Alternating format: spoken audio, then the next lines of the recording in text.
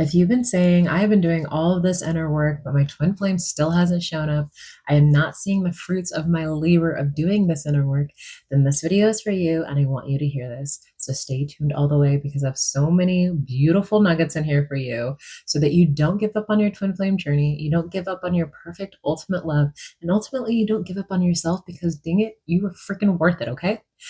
If you're new to my channel, I am Kanisha. Welcome to Peace, Love, Faith, and Divine Union. And for those of you joining me again, hello, I have missed you. Okay. So good to see you guys.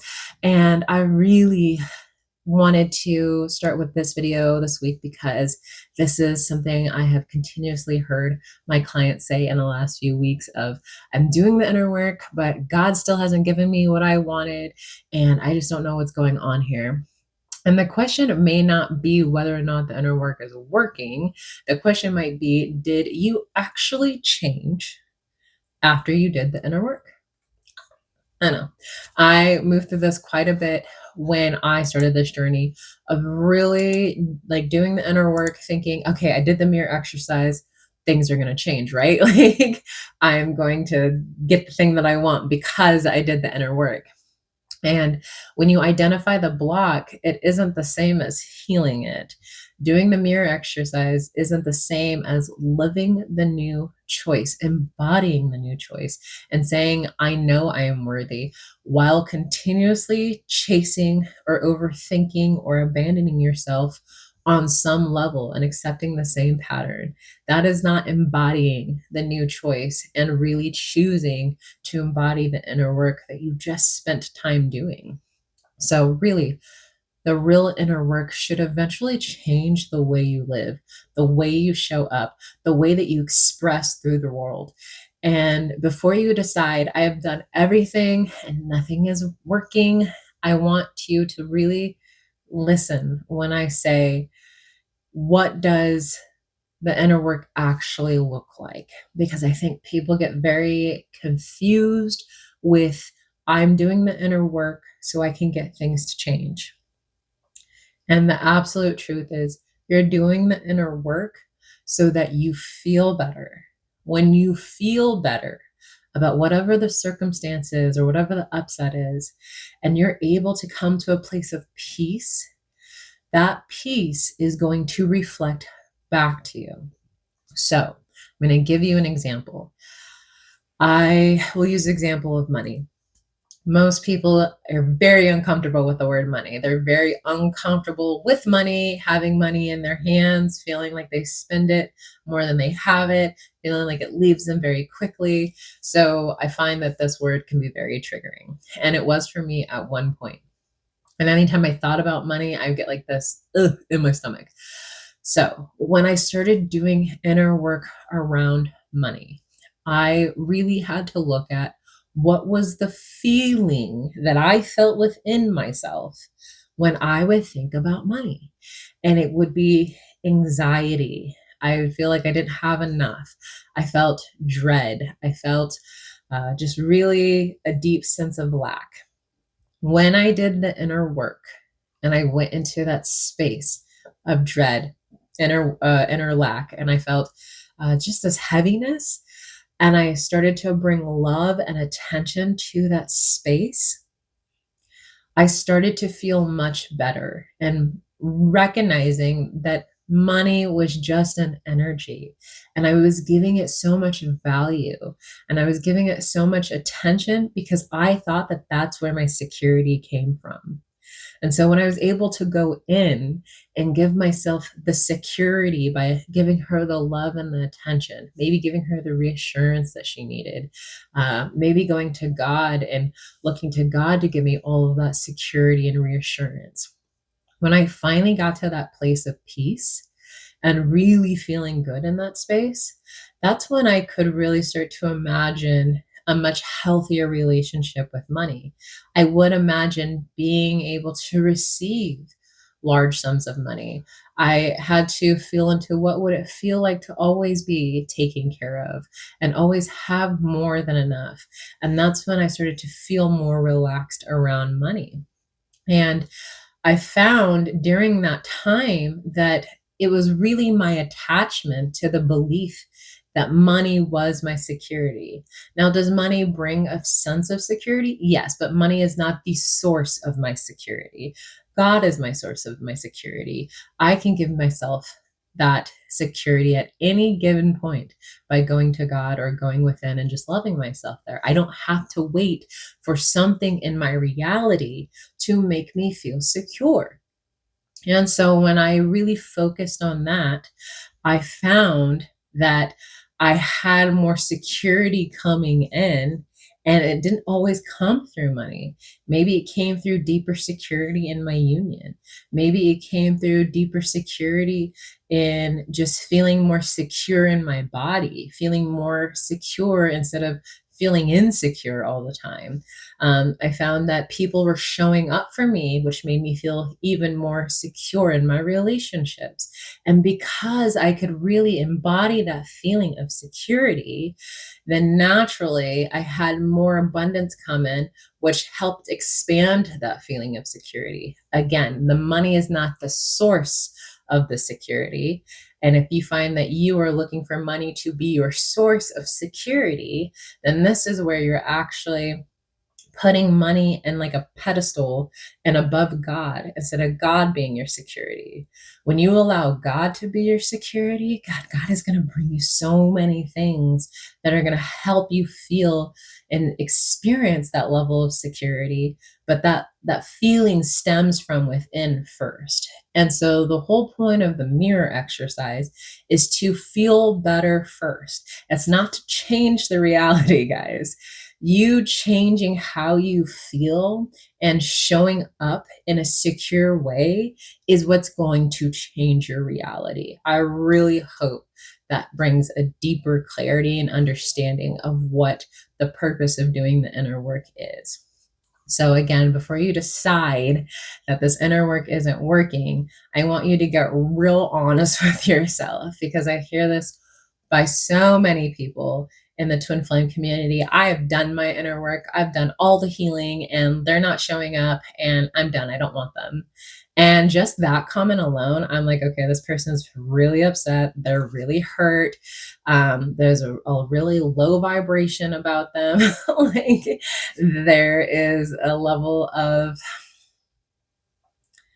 the word's not coming to me, so I'm just going to let it go. But ultimately, just feeling like they have done the work, but they haven't seen the reflection of that work, which lets me know they didn't actually do the deep work. They might have hit the surface, but they didn't actually do the deep work, and they didn't actually change for their reality to change. So I know that when you've done so much inner work, it feels like it's a challenge. It feels like this is a marathon, but really the inner work is a lifestyle.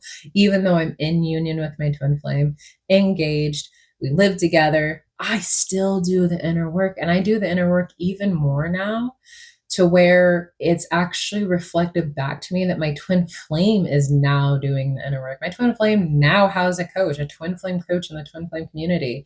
He's actually working through some really deep things that are coming to the surface because I'm in his space all the time.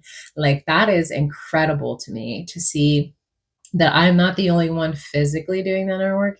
He, for a long time, had his own process, but it was quite slow versus me doing what I do and what he does. Like, he would go outside and do yard work and stuff like that. And I would come into the room and I would go within and do the inner work. And I would see the reflection of the inner work. But man, we move through things like that when we do it together. And I really had to look at, over the last few months, the amount of blocks and beliefs that came up, that I was like, man, I've healed this before, but it was just a deeper layer. It was like your healing is like an onion. There's many, many rings and layers to it. And so if you believe like I've done all the work, then you have a sense of ego that you're working from. there might be a little bit of denial in that space too. And I say that with compassion. So if there's nothing that's actually really happening or changing in your reality, I want you to really understand. And I want to come from this in a very grounded way, because I think sometimes the misunderstanding really is, are you doing the inner work and what that actually means? And doing it again is not just finding the upset, it's not just finding the belief underneath, and it's not just doing the mirror exercise and giving yourself love there. It's really asking the real question: what changed in you because of the inner work? Are you showing up differently? Are you responding differently? Because if you've uncovered a belief and you choose something new, but then you continue thinking and reacting and behaving and making decisions from that old belief, then you haven't actually fully integrated the new choice yet. And I think that's where some people get very frustrated. They feel like, I did the inner work, but my twin flame hasn't called me, or they haven't confessed their love to me, or they're still in that third party relationship. But again, the inner work isn't something that we do to get the other person so that we can finally have what we want and we feel happy. It's actually something that has to change within us. We have to be the one who saves us. We're not waiting for our twin flame to save us. And I can give you another example. Maybe your twin flame isn't communicating with you consistently, and you recognize that that's bringing up a belief that you're not important. This was a big one for me. I was feeling like I was not important, I was not a priority, and I wasn't cared for. And so when you work through those feelings and you love yourself and you make a new choice that I am important and I am worthy and I am valued and prioritized and I'm loved consistently, that is beautiful. And when you can stop associating their pattern of not communicating with you as, oh, I'm not important. I see it all the time. They're like, they didn't communicate with me, so I'm not important. Or they didn't talk to me, so I'm not important. It's like, no, you're attaching that belief to their actions. And if they're truly your twin flame, when you have let go of the attachment to that belief and you have so deeply grounded yourself into, I am important, I am worthy, I am enough. It doesn't matter if they're talking to me. That doesn't change my value. That doesn't change my importance in this world or to God or to myself.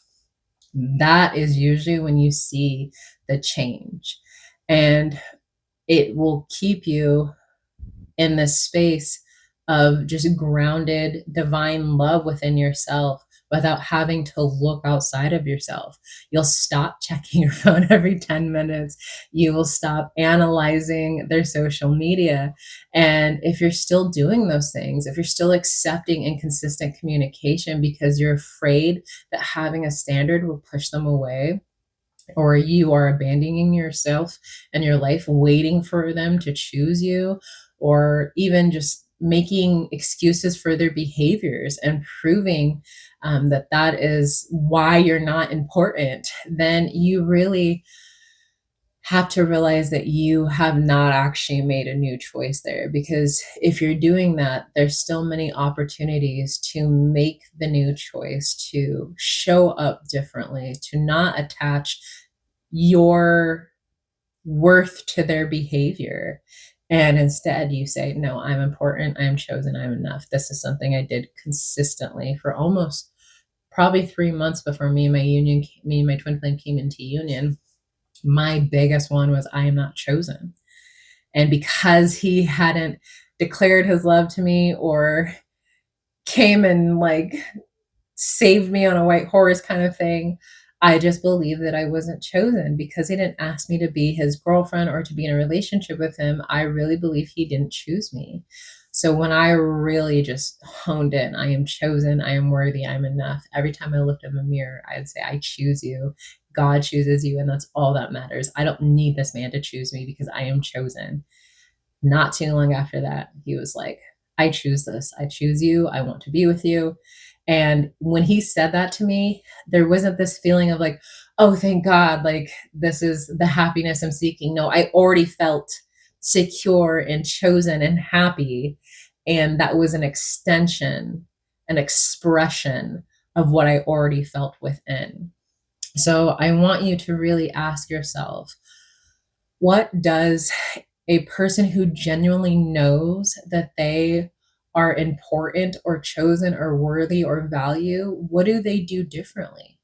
And my answer to that is you stop chasing.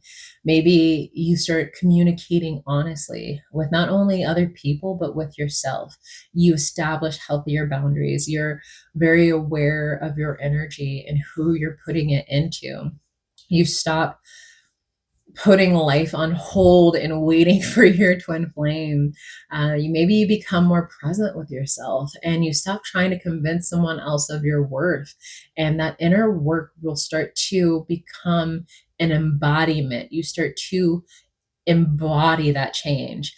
And it doesn't mean that you're perfect all the time, guys. Like, we don't need perfection. Okay. You're already perfect as you are, but you're learning how to move through life without needing someone else's validation or reassurance or love in order to feel love and secure.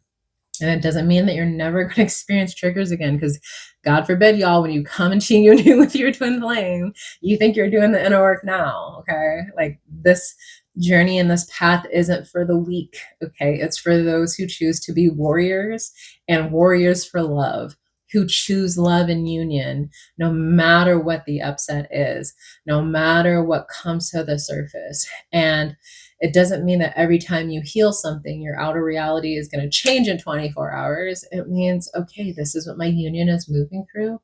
Let's be compassionate and patient, and let's just do the inner work because it's worth it. And you have to have time to process the integration.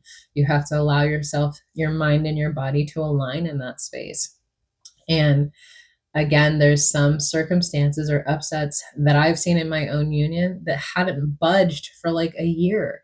And then finally it just like dissipated. And I was like, okay, all the inner work was so worth it. But I never gave up on the inner work. I never eased up on it. I worked on it when God gave it to me, or when it came to my the surface and to my attention, and I did the work.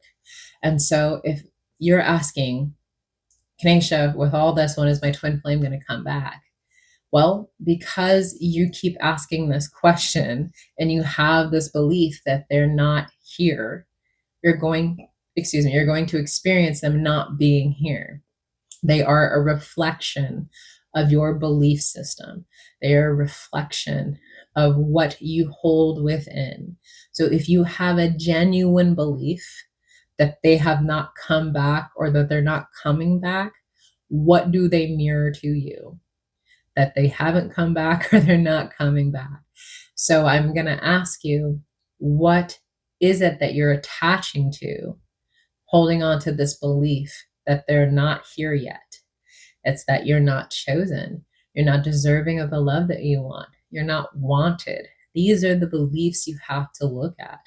And then you have to do the inner work. You have to genuinely make a choice to eradicate those beliefs from your consciousness. Choose a new belief, embody the new belief. If someone was chosen, worthy, and wanted, they're not waiting for someone to come back.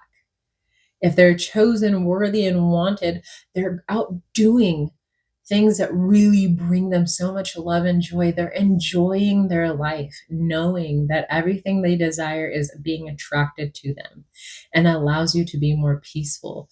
It allows you to respond differently. It allows you to make new choices, to communicate from a place of love all the time. And that's where the evidence is going to show up in your reality. So I really encourage you to know that if things are not changing in your reality, it's not because we're doing the inner work to change our reality. We're doing the inner work to change how we feel. And how we feel is what changes our reality, because it's a vibration. If you feel love and joy and peaceful and content and just worthy and deserving within, you're going to see that reflected back to you by having opportunities or people or experiences that express that joy and that love and that peace that you're feeling.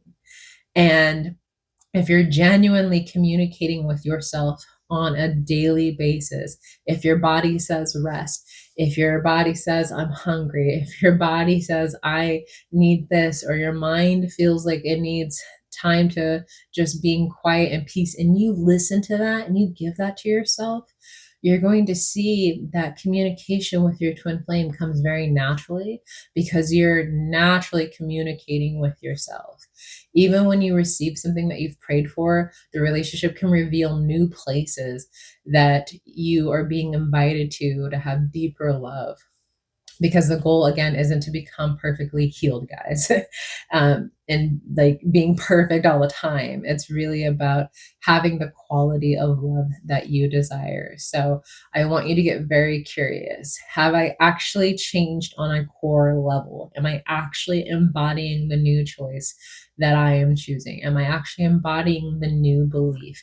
And if not, and you're having a hard time with that, I do have nightly affirmations that will help reprogram your subconscious mind as you sleep, because that's the easiest time to reprogram is at night when you have new beliefs and you're trying to create a new belief, but your outer reality is still reflecting the old belief because there's a delay in the outer reality. It can feel very triggering and it can feel like this is never going to change. But I promise you, if you're persistent with it, if you use the tools that are given to you, you are going to see a massive change in your reality. And it starts with you. Your twin flame, your reality, the reflection of reality cannot change until you change within. Okay. So I hope this was helpful for you. If you like more support, definitely check out my free 30-minute clarity call for your twin flame clarity call. You'll find the link below. Don't forget to like and subscribe. I love you guys so much, and I'm here to support you all the way into your union. And I hope you have a wonderful week. Peace, love, faith. Bye, guys.